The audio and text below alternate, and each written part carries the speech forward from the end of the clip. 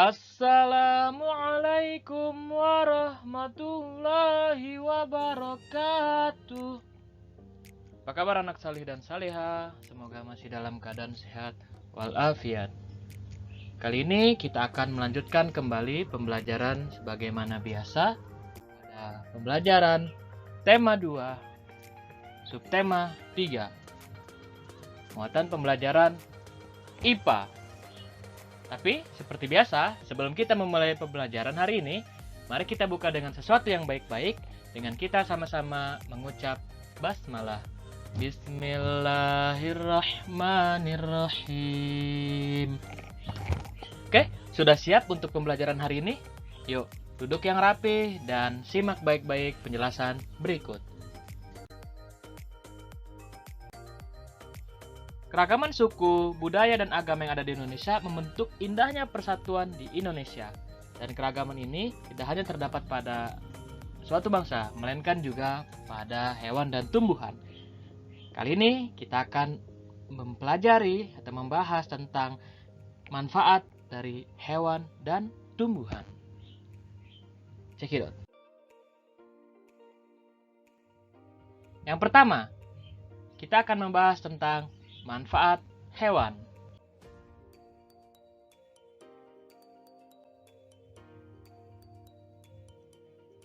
Pertama ada hewan lebah. Di mana lebah ini menghasilkan madu sebagai makanan dan minuman untuk kesehatan. Jadi lebah ini kan menghasilkan madu untuk makanan dan minuman untuk kesehatan kita, apalagi di tengah-tengah pandemi ini. Kemudian juga lebah ini membantu proses penyerbukan pada tanaman. Inilah yang akhirnya membuat tanaman tumbuh dengan subur. Selanjutnya ada hewan unta. Unta ini digunakan sebagai alat transportasi, di mana dia bisa membantu tugas-tugas manusia dalam membawa beban ataupun membawa muatan barang.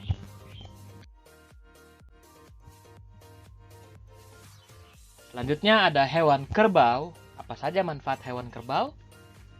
Pertama, sebagai bahan pangan. Mungkin kita nggak asing ya dengan daging kerbau atau sapi dan sejenisnya. Kemudian juga sebagai barang kerajinan. Tanduk kerbau ini bisa digunakan sebagai barang kerajinan. Dan yang pastinya untuk para petani, kerbau ini dimanfaatkan atau berguna untuk membantu membajak sawah atau juga untuk menarik gerobak. Nah, itu tadi manfaat dari beberapa hewan. Secara umum, manfaat hewan itu diantaranya ada sebagai penghasil bahan pangan, penghasil bahan sandang, penghasil barang kerajinan, dan juga penghasil bahan obat. Mungkin kita sering jumpai di sekitar kita. Setelah tadi kita mempelajari tentang manfaat hewan, kali ini kita akan membahas yang kedua, yaitu manfaat tumbuhan. Pertama ada tanaman bakau. Tanaman bakau ini hidup di rawa atau di tepi pantai. Hutan bakau bisa memecah ombak sehingga mencegah terjadinya abrasi pantai. Jadi bisa nahan ombak nih ketika ada gelombang laut yang begitu besar. Buahnya juga ini suka dimanfaatkan oleh masyarakat sebagai bahan makanan untuk pengganti nasi. Unik ya. Kemudian ada pohon kelapa. Siapa yang tidak kenal dengan pohon kelapa? Pohon ini memiliki banyak sekali manfaat di seluruh bagian tubuhnya. Bisa sebagai buah untuk dimakan atau diminum. Kemudian daunnya juga bisa dimanfaatkan sebagai bahan membuat atap rumah. Dan batangnya juga bisa digunakan sebagai bahan bangunan. Banyak sekali bukan manfaat pohon kelapa ini?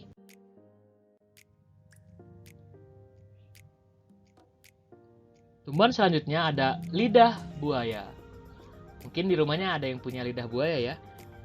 Dimana manfaatnya sebagai bahan makanan atau minuman jika kita bisa mengolahnya dengan baik.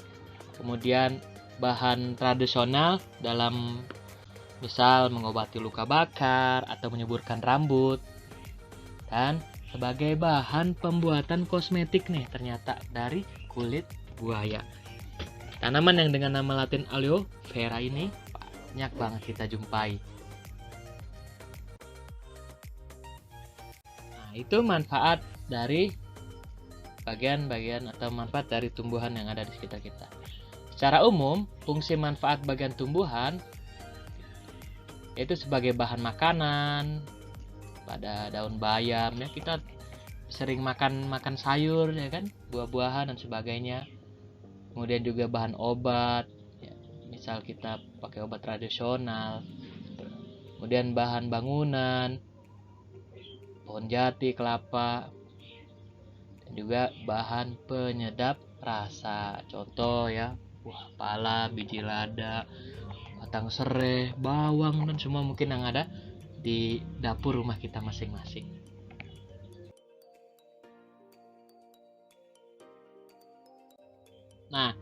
Nah, gimana? Banyak sekali bukan manfaat dari tumbuhan dan hewan yang ada di sekitar kita?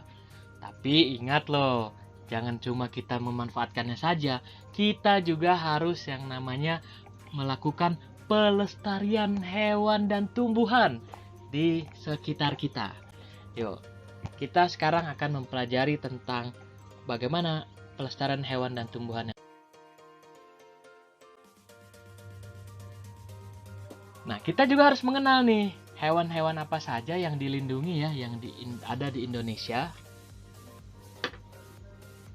Pertama ada hewan anoa, di mana daerah persebarannya ada di Sulawesi. Kemudian juga kita kenal ada burung kakak tua jambul kuning. Daerah persebarannya ada di Kepulauan Sunda kecil, Sulawesi, Bali. Ada owa Jawa, daerah persebarannya ada di Jawa Barat. Kemudian juga ada hewan kukang, daerah persebarannya ada di Jawa, Sumatera, Kalimantan. Ada penyu hijau, daerah persebarannya di sepanjang pesisir pantai Indonesia. Ada juga rusa bawean. Daerah persebarannya ada di Pulau Bawean, Jawa Timur. Nah, itu beberapa jenis hewan yang dilindungi di Indonesia. Jadi kita harus benar-benar menjaga dan merawatnya.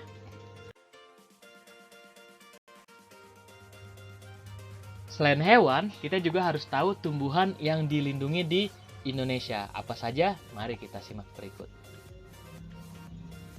Pertama ada ulin. Daerah persebarannya ada di Sumatera, Kalimantan.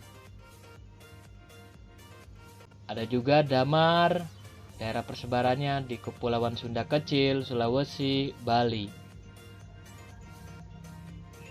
Ada tembesu. Daerah persebarannya Sumatera, Kalimantan, Sulawesi, Jawa Barat, Maluku, dan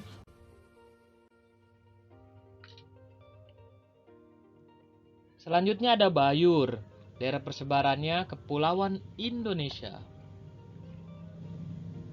Ada tumbuhan jelutung, daerah persebarannya Sumatera, Kalimantan. Dan terakhir, anggrek larat, daerah persebarannya Pulau Larat, Maluku. Nah, itu tadi hewan dan juga tumbuhan yang dilindungi di Indonesia. Maka sejak sekarang yuk, selain memanfaatkan hewan dan tumbuhan, mari kita sama-sama melestarikan hewan dan tumbuhan.